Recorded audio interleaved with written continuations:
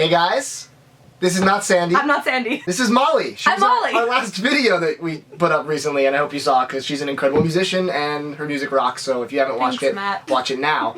But Sandy is out of town because she booked an awesome project. She's an actress. I don't know if you guys know that. While she's gone, a monumental music moment happened. Kanye West has finally released The Life of Pablo, his 7th album, and we haven't listened yet. We're about to listen for the first time. And then we're going to immediately jump in and give you our first impression. We'll be right back. Ah! Oh! Wow. I'm fully dazed. Wow. I gave this like 10 seconds after. I was like, let's just start. We haven't really had It was any time. awful. It was the most jarring experience. Matt just goes, let's go! It's no secret to anyone who knows me. I'm a gigantic Kanye fan. He's my #1 favorite artist. I get so much crap for it on my day-to-day basis in life. And, you know, say what you want about him as a person. We all say stupid things in our lives, except he has microphones and cameras in his face all the time. So, maybe he is a not great person. I don't personally know. But if you're going to say he doesn't make good music, you're ignorant. If you listen to this album... You tell him that! If you're going to listen to this album and say he's not talented, you don't get music. You just don't get it. You don't have to love his music, but to say he's not incredibly talented is absurd. Anyway, I have to get that out of the way. I'm stunned by the sheer amount of new shit that was on that. Yeah. You know what I mean? Just newness. Yeah. It's new. He invented a genre It's with this new. album. It's more of a cinematic piece. Very cinematic. I was going to say Then the it exact is- same thing. This feels like the culmination of an incredible career. I mean, Kanye, in my opinion, has 6 albums that are already legendary, and they will be remembered well after Very we're true. all gone. Very true. And this feels like it takes pieces of each album Chews it up, spits it out. and just gives it back in a weird Takes way. it, dances on its grave, revives it. No, but it really does. It takes the emotion of 808s. It takes like the bravado of Graduation, the like incredible production of My Beautiful Dark Twisted Fantasy, the anger I of was about to say Jesus, the production. Yes. and it just culminates into this like wonderful thing that's just it's birthing an entirely new album while still synthesizing everything that he's come Yes. Yeah. from. Had to get that out. Production is Unbelievable. unbelievable. Kanye is one of the best producers of all time. The thing is, like, it sounds like it's made by 100 people. I The mean, whole he did record have a lot sounds of like- people on it. Yeah, but it sounds. I'm saying it sounds like a cult project. Yeah, You know what I mean? It totally. doesn't sound like a guy No. made a thing. Let's talk real quick about the opener, Ultralight Beam. It's. Yeah. You could say It's the song of the year. It's the song of I'm the year. calling it now. I genuinely can't foresee a better song coming out this year. I mean, this is like a gospel track that features like slam poetry and R&B and hip hop and It's not one thing. That's No. like, again, it's not one thing. It's kind of the, like you said, the culmination of like every art form that voices this generation right now. I want to just say I'm so happy he gave Chance such an incredible verse and Yes. like Chance Yes. to show off, no pun intended, his skill because Chance the Rapper is amazing and this is going to propel him to new heights he can't even Oh, fathom absolutely, yet. absolutely. He absolutely destroys it with his verse, which is more slam poetry than it is rapping, but yeah. he can rap too. So that track is such a good opener, maybe my favorite opener to any Kanye album thus far. I would second that. Father Stretch My Hands, Part 1 and 2. Awesome segue from Ultralight Beam into these 2 tracks that, you know, I don't know why he necessarily broke them up. They had a similar vibe, kind of, but I guess they're both short. They're at 2 minutes each. I'm in it. I'm still completely invested in the album at this point. I don't feel like, oh, we peaked at Ultralight Beam. No, it's still going. Yeah.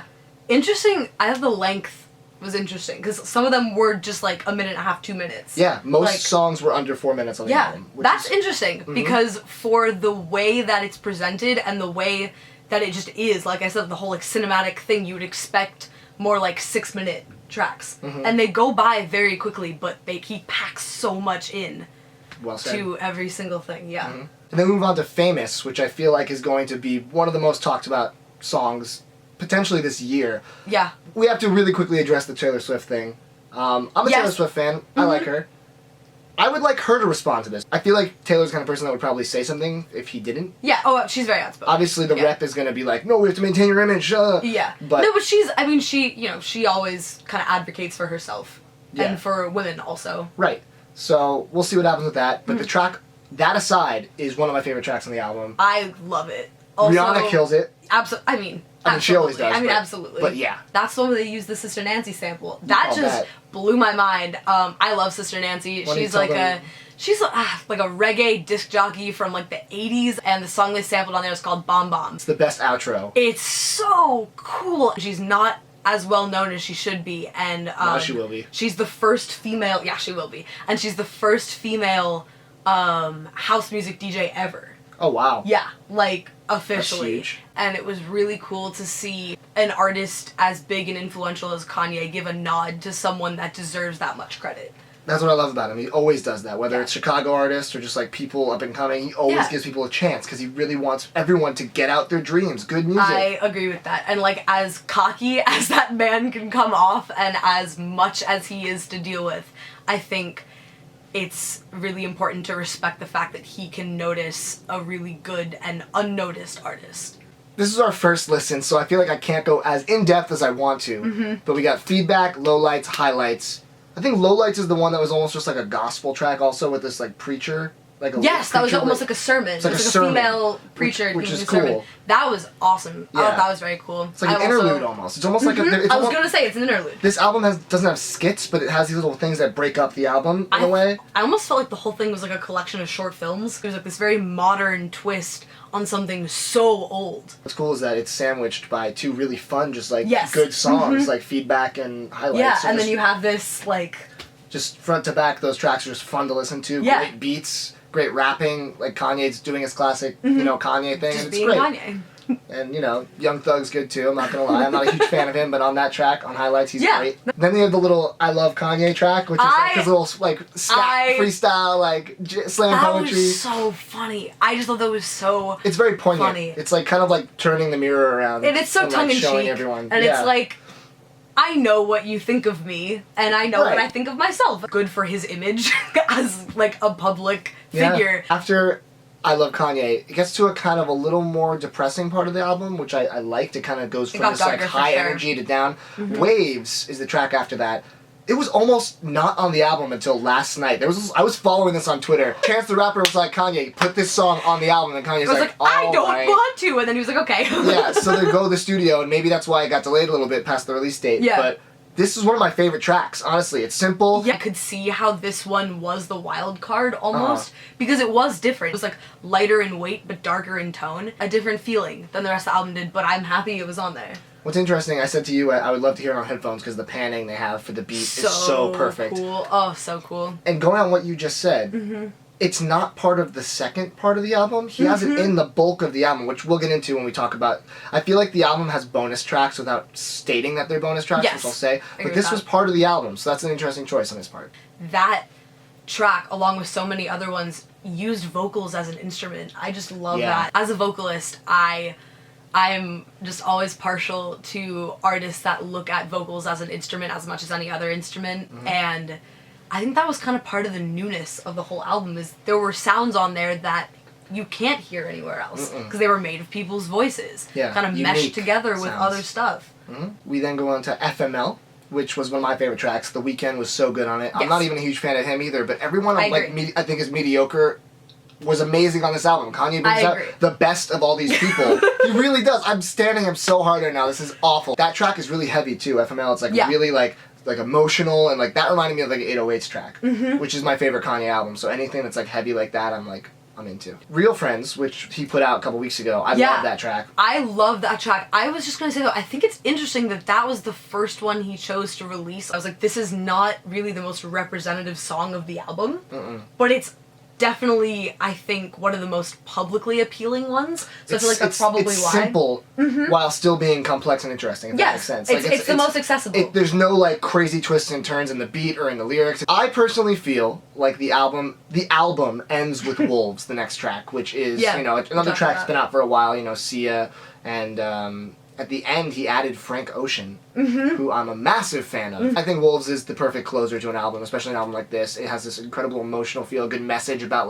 about Nori and like just like the society, and it's... And also just ended really quietly on a major chord, which was just kind of like, whoa. The whole album is just kind of like, bang, bang, lots of like, diminished chords and all kinds of crazy stuff, then you kind of end on this like quiet, like, interesting. That was a very good ending. And then we went into the... Silver Surfer transmission. I feel like there has to be more to it that I just don't get. It's just like, it was a weird voicemail he got. And then he just at the end goes, Silver Surfer. That was just it. 30 Hours he also put out a couple days ago, like I think 2 days ago, and this is a different version on the album. I looked this up because I was confused, because in the middle of the song, after his verse, he calls out Andre 3000, who's one of my favorite rappers. Apparently he is on the track. I couldn't even hear him. I didn't I couldn't, like, if it was him, it didn't sound like him, and with someone as talented as him, you Also should utilize him. Yeah, and also someone that's recognizable as Andre 3000. Very specific voice. So I'm gonna listen again. I love Andre 3000, hopefully the second time it shines through more. But in that song, he also says, like, this is a bonus track. It's like, so that makes me feel like, oh, we're off the album now. He's just putting out these other tracks that he likes, but they're not part of the cohesive piece, which is interesting, because it's still listed as part of, you know. No More Parties in LA. I mean, I've been bumping this in my car for a while now. This is such a good track. I mean, you got Kendrick Lamar, and immediately after you have Kanye. How do you get better than that? Kanye's spitting like he hasn't spit in years, like, on this track. I was gonna say, I thought it was, like, one of the best, like, just purely vocal performances of his. From both of them, too, though. They both just, like, murder it. Kendrick, yeah.